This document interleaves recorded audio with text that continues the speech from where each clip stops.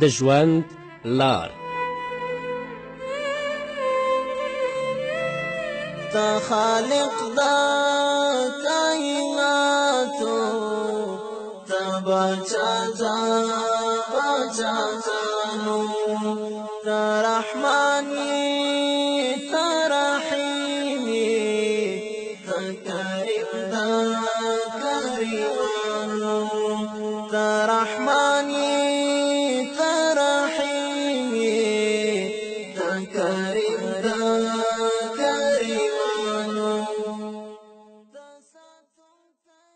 بسم الله الرحمن الرحيم. الحمد لله رب العالمين حمد الشاكرين. الصلاة والسلام على سيد الأنبياء والمرسلين سيدنا ونبينا وشفيعنا ومولانا محمد وعلى آله وأصحابه الطيبين الطاهرين. قدرمنو اوریدونکو د ژوند د لارې د خپرونې مینوالو، السلام علیکم ورحمت الله وبرکاته. ستاسو روغتیا او خوشحالي د پاک رب نه غواړم، په دې هیله چې د صحت او عافیت جامې پر تن ولرئ او خوشحالي مو په برخه وي. دا دی زه محمد یاسین فهیم د ژوند د لارې د خپرونې په وړاندې کولو کې ستاسو په خدمت کې یم. زموږ د نن ورځې د خپرونې موضوع بیا هم له ګناهونو څخه د خلاصون لارې. درنو اوریدونکو، په تیرو خپرونو کې تاسو واوریدل چې په دنیا کې د بنده پاکوالی په 4 شیانو ترسره کیږي. اول توبه، دویم استغفار، دریم نیک عملونه چې په دې نیکو اعمالو کې لومړنی څیز ایمان او جهاد و چې په تیرې خپرونه کې موږ پرې وغږېدلو، او دویم څیز په دې کې لمونځ او اودس و چې هم په تیرې خپرونه کې پرې وغږېدلو، دریم څیز زکات او صدقې دي. الله رب العزت په خپل کلام کې په سورة التوبه کې 103 آیت کې فرمای: خذ من اموالهم صدقة تطهرهم وتزكيهم بها وصل عليهم ان صلاتك سكن لهم والله السميع العليم. واخله ای محمده، له مالونو د دوی نه صدقه یعنی زکات او خیرات تر څو ښه پاک کړې دوی لره له ګناهونو څخه، او زیات او بابرکته کړې مالونه د هغوی په دې سره، او ستا دعا کول دوی ته د زړه تسکین او ډاډ دی، او یقینا چې الله رب العزت ډیر اوریدونکی او ډیر پوه دی. نو که زموږ یو مسلمان ورور یا یوه مسلمانه خور د خپل مال نه چې نصاب ته رسیدلی وي او په هغه باندې کال تیر وي زکات ادا کوي یا نور نفلی صدقات کوي، په دې باندې به الله رب العزت د ده په مال کې برکت اچوي، او د دې تر څنګ به الله رب العزت ګناهونه ورته هم رژوي، الله به د ګناهونو نه پاکوي. امام احمد رحمه الله په خپل مسند کې د نبی کریم صلی الله علیه وسلم یو حدیث رانقل کړی دی. فرمای چې د تمیم له قبیلې څخه یو کس محمد رسول الله ته راغی او ویلې ای د الله رسوله، زه زیاته شتمنۍ لرم، همدارنګه په خپل ورځني ژوند کې زه ډیر عایدات لرم، نو ته ماته لار راوښیه چې زه څه وکړم او مال څنګه مصرف کړم. محمد رسول الله صلی الله علیه وسلم ورته فرمایي له خپل مال څخه دې زکات وباسه، بېشکه چې همدغه زکات پاکونکی دی چې تا پاکوي له ګناه څخه. همدارنګه خپلوان دې پاله، یعنی هغوی سره خپلولي مه پرېږده. همداراز د غریبانو او بېوزلو د ګاونډیو او سوالګرو حق پکې پیژنه، یعنی د خپل مال نه غریبانو ته م ورکوه، بېوزلو ته یې ورکوه، ګاونډیانو ته یې ورکوه او سوالګرو ته یې ورکوه، چې په دې سره به الله رب العزت ستا ګناهونه مرژوي، او د دې تر څنګ به ستا په مال او ستا په اولاد کې الله رب العزت برکت واچوي. څلورم پاکونکی عمل روژه، تراویح او د قدر شپه ده. د بخاري او د مسلم حدیث دی. نبی کریم صلی الله علیه وسلم فرمای: من صام رمضان ایمانا و احتسابا غفر له ما تقدم من ذنبه. څوک چې د ایمان په غوښتنې او د ثواب په خاطر د رمضان میاشت روژه ونیسي نو مخکیني ګناهونه به الله رب العزت ورته معاف کړي، یعنې مخکیني ګناهونه به معاف شي. که ته ګناهګار یې، خپل ژوند دې په ګناه کې تیر کړی دی، خو چې کله د روژې مبارکه میاشت راشي الله ته متوجه شي، د الله له ویرې په دې مبارکه میاشت کې روژه ونیسي او د روژې مبارکې میاشتې په ترڅ کې الله ته د عاجزي او د تضرع لاسونه پورته کړي، الله رب العزت به ستا ګناهونه بخي. همدارنګه د بخاري او د مسلم بل حدیث دی، نبی کریم صلی الله علیه وسلم فرمای: من صام رمضان ایمانا و احتسابا غفر له ما تقدم من ذنبه ومن قام رمضان ایمانا و احتسابا غفر له ما تقدم من ذنبه ومن قام لیلة القدر ایمانا و احتسابا غفر له ما تقدم من ذنبه. رسول الله فرمای: څوک چې د رمضان روژه د ایمان په غوښتنې او د ثواب لپاره ونیسي نو مخکیني ګناهونه به وبخښل شي، او څوک چې د رمضان د شپې لمونځ یعنې تراویح د ایمان په غوښتنه او د اجر د حصول په خاطر وکړي نو پخواني ګناهونه به وبخښل شي، او څوک چې د قدر په شپه باندې د ایمان د غوښتنې په اساس او د ثواب لپاره عبادت وکړي مخکیني ګناهونه به وبخښل شي. نو روژه، تراویح او د قدر په شپه کې عبادت هغه نیک اعمال دي چې په دې باندې الله رب العزت زموږ ګناهونه پاکوي او الله رب العزت موږ ته بخښنه کوي. په تاسف سره باید ووایو لکه څنګه چې دا 11 میاشتې زموږ په غفلت سره او په بې اعتنایي سره تیریږي، کله چې د روژې مبارکه میاشت راورسیږي اکثره هغه کسان چې د الله رب العزت ویره د هغوی په زړه کې ځای نه لري هغوی خو د سره روژه نه نیسي، خو کوم کسان چې روژه نیسي بیا تراویح نشته، د قدر په شپه باندې د الله عبادت نشته، بلکې دا روژې مبارکه میاشت هم په لهو لعبو شکنځلو او په منکراتو باندې تیروي. الله دې زموږ په حال باندې ورحمیږي. 5م نیک عمل چې په هغه باندې رب العزت زموږ ګناهونه رژوي او ګناهونه پاکوي هغه هجرت او حج دی. مسلم حدیث دی، نبی کریم صلی الله علیه وسلم فرمای: ان الاسلام یهدم ما کان قبله و ان الهجرة تهدم ما کان قبلها و ان الحج یهدم ما کان قبله. رسول الله فرمای اسلام ړنګوي هغه عمل چې انسان ورڅخه مخکې یعنی د کفر په حالت کې کړی وي، او هجرت کول له منځه وړي هغه چې ورڅخه مخکې شوي وي، او حج هم ړنګوي او له منځه وړي هغه ګناهونه چې ورڅخه مخکې شوي وي. که یو ورور او یا یوه خور د اسلام په مقدس دین باندې مشرف کیږي، د الله اوامرو او د الله رب العزت احکامو ته غاړه ږدي، نو د کفر په حالت کې چې څومره ګناهونه کړي د اسلام راوړلو په واسطه الله رب العزت هغه مخکینی ګناهونه ټول ورته بخي. همدارنګه که په یوې اسلامي ټولنه باندې کفار یرغل کوي چې هلته بیا د اسلام مقدس دین تا ته د هجرت لاره درښیي چې ته هجرت وکړې د الله لپاره، مخکې د هجرته دې چې څومره ګناهونه کړي الله هغه هم درته بخي. همدارنګه په حج سره به د الله رب العزت مخکینی ګناهونه درته بخي. د بخاري او د مسلم حدیث دی، نبی کریم صلی الله علیه وسلم فرمای: من حج فلم يرفث ولم يفسق خرج من ذنوبه كيوم ولدته امه.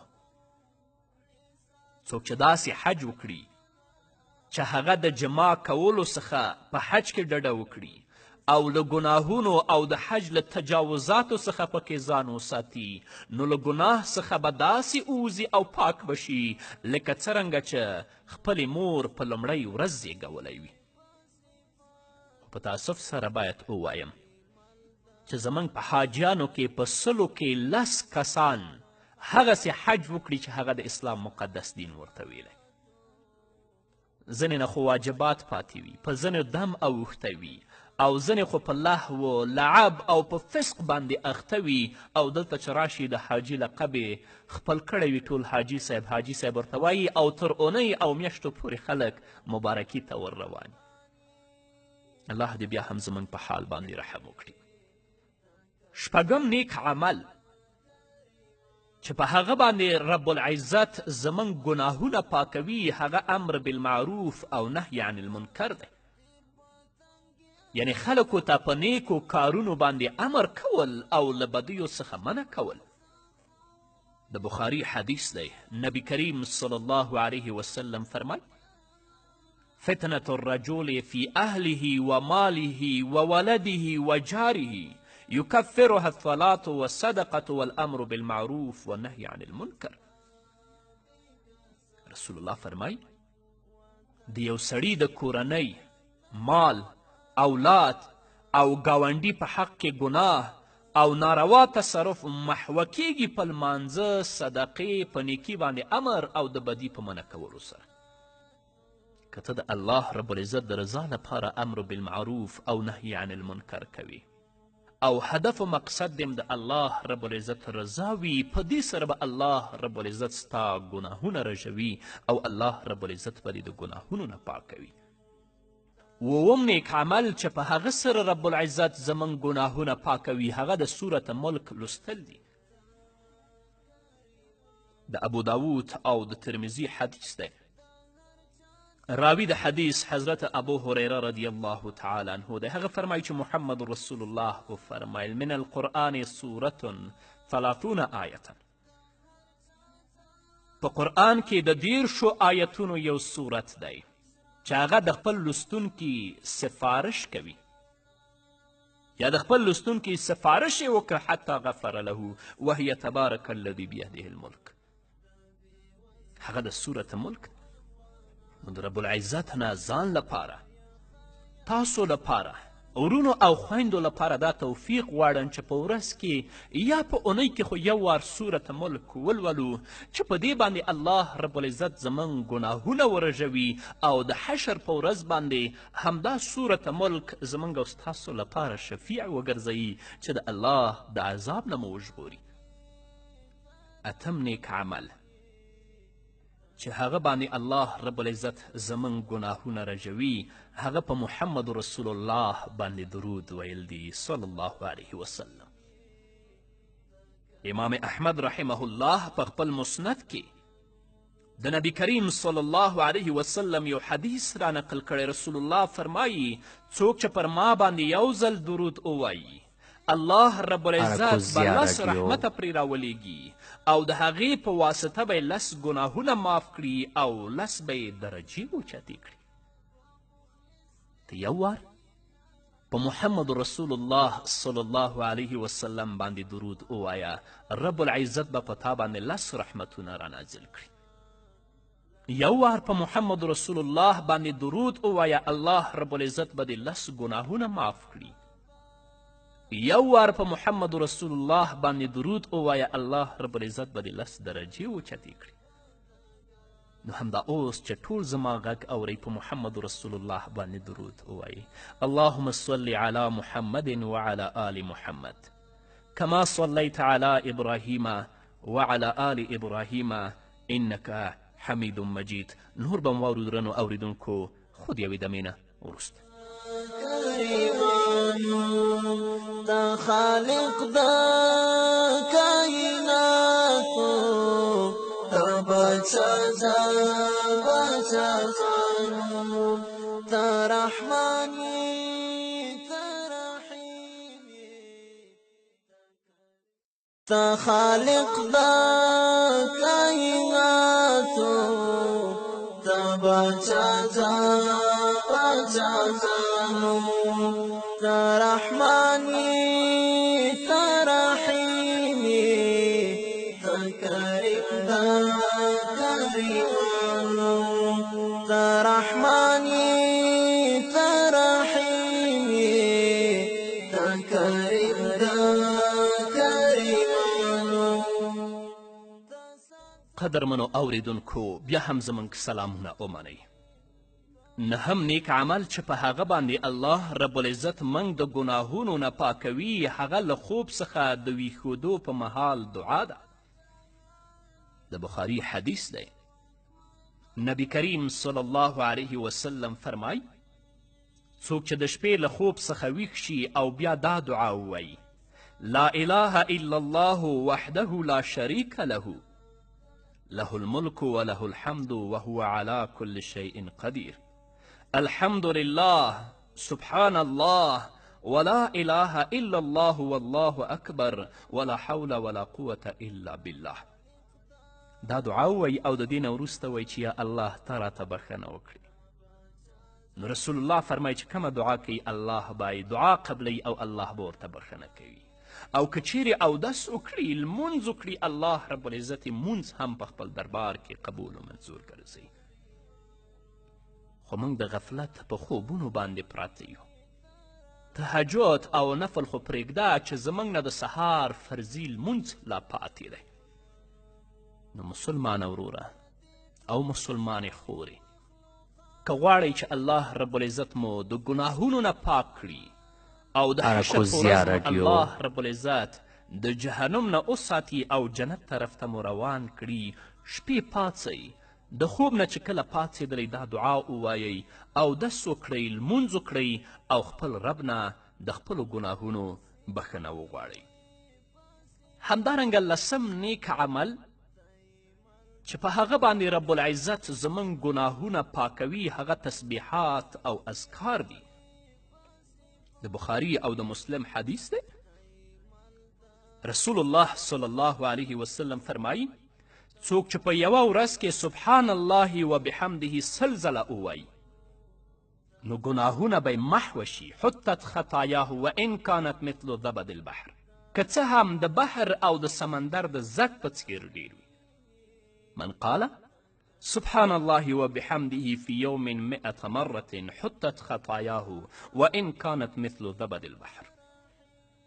په ورځ کې 100 ځلې وایه سبحان الله وبحمده سبحان الله وبحمده سبحان الله وبحمده.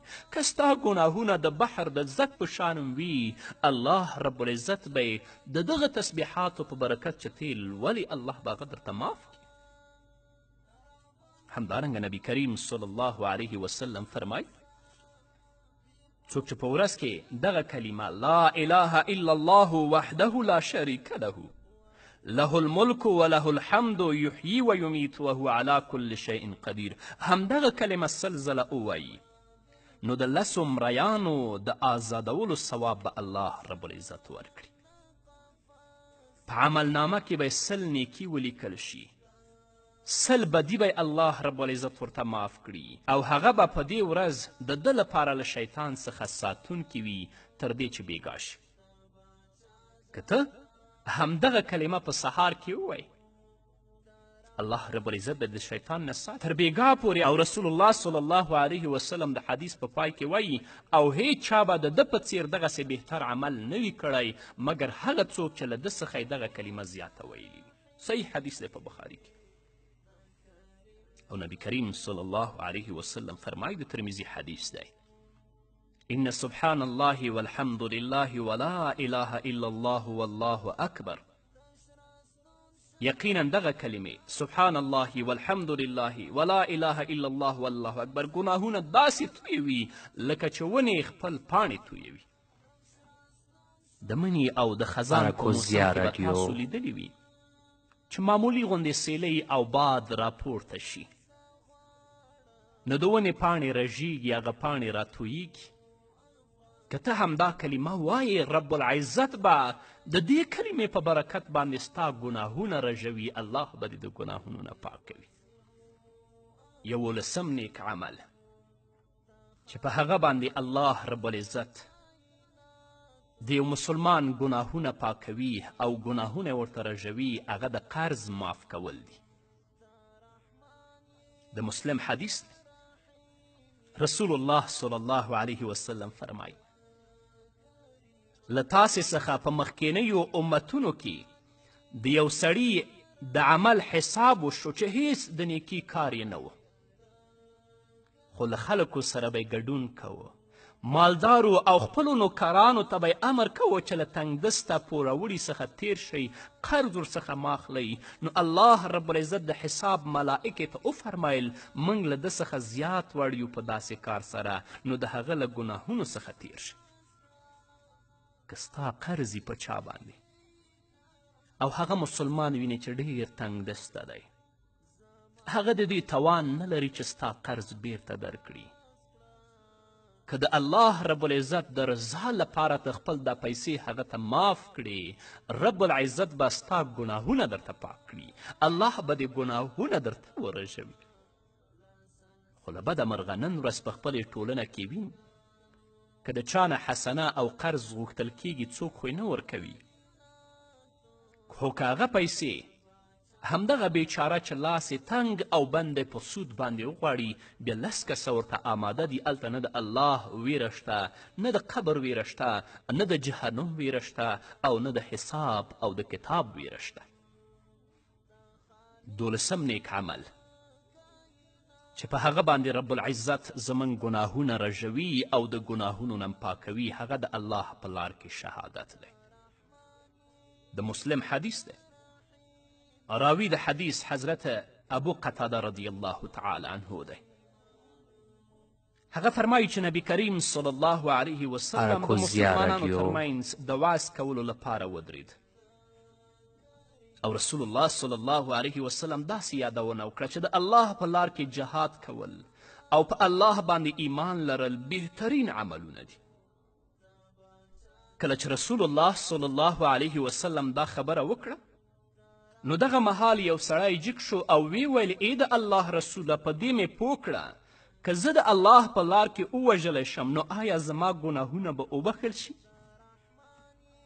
محمد رسول الله وفرمیل هو په دې شرط چې ته د الله په لار کې په داسې حال کې مړ شي چې صبر کوونکی او اجر غوښتونکی، مخامخ جنګیږي، دښمن ته شا اړوونکی نه یې. بیا رسول الله وفرمیل څرنګه یې وویل؟ هغه سړي وویل دا خبر راکړه که د الله په لار کې ووژل شم نو آیا زما ګناهونه به وبخښل شي؟ رسول الله وفرمیل هو په دې شرط چې صبر کوونکی، ثواب غوښتونکی، مخامخ جنګېدونکی او شا نه اړوونکی، مګر که د چا در باندې قرض پاتې وي نو بیا درته بخښنه نه کیږي، ځکه چې جبرائیل علیه السلام راته همداسې ویلي دي. او د رسول الله په بل حدیث کې هم راځي، د مسلم حدیث دی، چې شهید ته هره ګناه بخښل کیږي الا الدین، مګر د قرض. خو که څوک د اعلای کلمت الله لپاره خپل ځان د الله رب العزت په لاره کې قرباني کوي، نو که د ده ورثې ته معلوم وي چې د فلانی او فلانی قرض دی او حق دی په ده باندې، باید دا وارثین د حق ادا کړي. او که څوک نه وي، امید ده چې د حشر په ورځ الله د هغو خلکو په زړونو کې رحم واچوي تر څو د شهید لپاره خپل حق ور وبخي. 14 او وروستنی نیک عمل چې په هغه باندې رب العزت زموږ ګناهونه معاف کوي، هغه مصافحه کول دی، یعنې ستړي مشي. د ابو داود حدیث دی، رسول الله فرمایي ما من مسلمین یلتقیان فیتصافحان الا غفر الله لهما قبل ان یتفرقا. نه دي دوه مسلمانان چې کله یو بل سره مخ شي مصافحه وکړي، یعنې لاسونه سره ورکړي، مګر دا چې د دوی له جدایي څخه مخکې به الله رب العزت دواړو ته ګناهونه وبخي. نن ورځ موږ اکثره ځوانان وینو د دې په ځای چې کله یو بل سره مخامخ کیږي یو بل ته سلام واچوي، روغبړ وکړي، د دوی ملاقات او د دوی مخامخ کیدل په ښکنځلو باندې وي. الله دې زموږ مشرانو او کشرانو ټولو ته هدایت وکړي. په همدې هیله درنو اوریدونکو دا وه زموږ د نن ورځې خپرونه چې ستاسو درانه حضور ته وړاندې شوه. تر بلې خپرونې پورې چې زه بیا هم ستاسو درانه حضور ته راځم، تاسو ټول په لوی او بخونکي الله سپارم.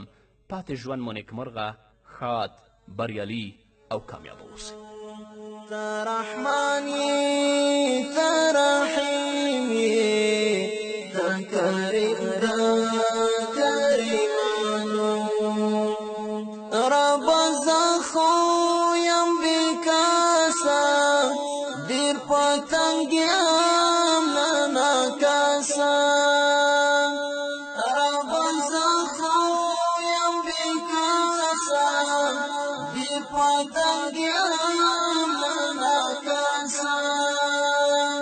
وتی نشم قفاس تای کستا دی کسانو وتی نشم قفاس تای کستا دی کسانو تا خالق دا کائناتو تا بچا دا بچانو تا رحمانی تا رحیمی تا کریم دا کریمانو تا رحمانی تا رحیمی تا کریم دا کریمانو